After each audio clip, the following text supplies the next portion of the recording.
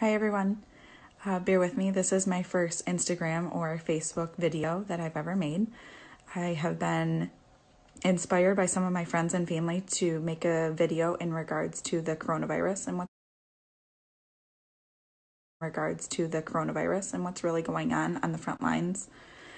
This video is probably going to be really vulnerable on my part and really raw, so I apologize for that in advance. Most of you do or don't know, I'm an emergency room nurse and have been working on the front lines of this coronavirus for the last 10 plus days. And I'll have to admit, in being totally transparent, that if you would have asked me 10 plus days ago if I thought that this was going to get as bad as it was, I would have told you no. I mean, you heard the rumors, you saw the trends, but until you see it firsthand, you just have no idea what it's like, what it's going to be like.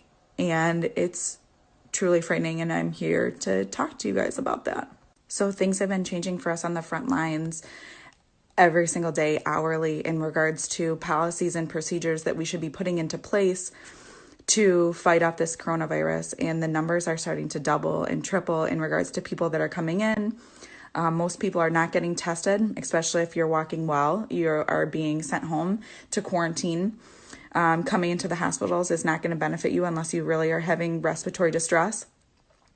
And that's what we're starting to see now, is the people who didn't follow the guidelines to quarantine from the beginning. And we're starting to see people coming in. And last night was, I don't want to say my breaking point, was my reality check in regards to what happened. I was sitting at home on my first night off, and my boss texted me and called me and said, hey, they really need help in Southfield in the emergency room. Everybody's sick. They're intubating everybody, and all these patients need help. So, of course, we got up without any sleep and went and worked a night shift until 7:30 this morning with some of the bravest coworkers I've ever met in my life. My friend and coworker Laura and I went there as Novi representatives to help the Southfield staff. And there's nothing to describe what happened there. It's getting to the point now that we're going to be just like Italy. We intubated from 10 p.m. last night until this morning. We intubated 2 of my patients within a half hour.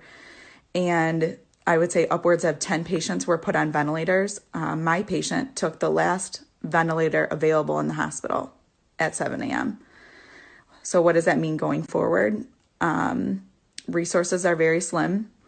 We have no medications to keep these patients even ventilated, let alone ventilators.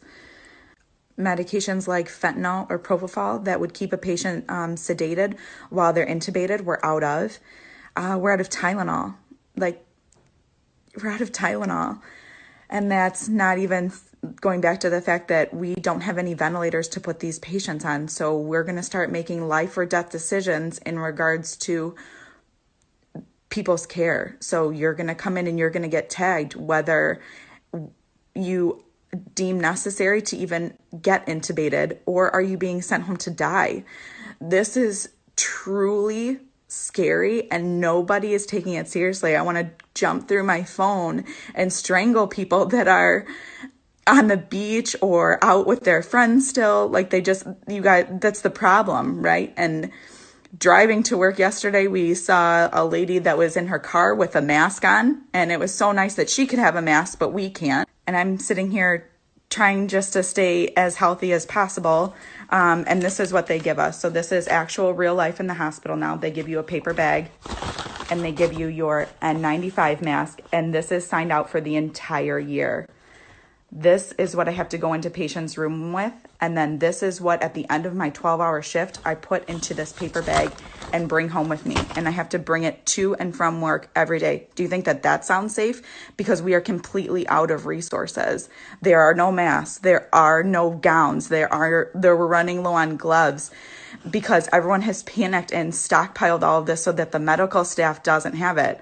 We cannot stay safe, and we cannot care for all of these people that are coming in because no one is taking this seriously. And I am being super transparent. I was one of those people that wasn't taking it seriously.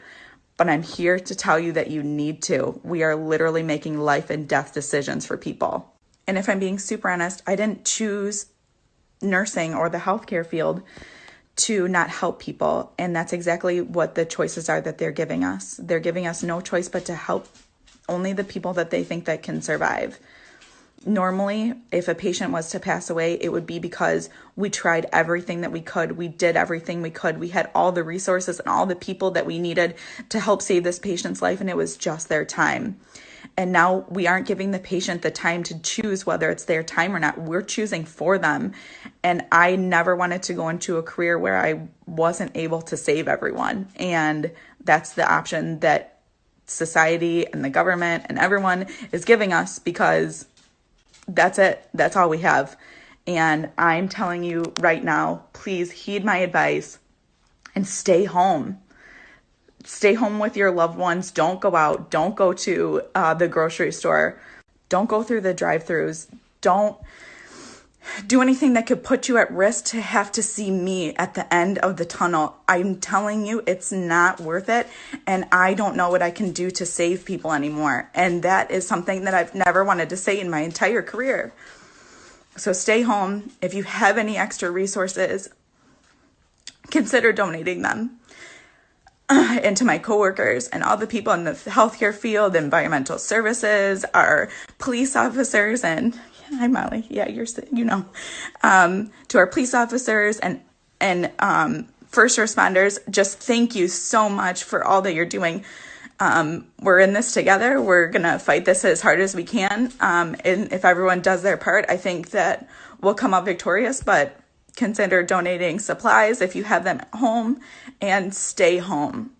And if you guys like this, I can certainly continue to do updates from the front line, but just wish us luck and stay home. Love on your loved ones, because I can't. Social isolation.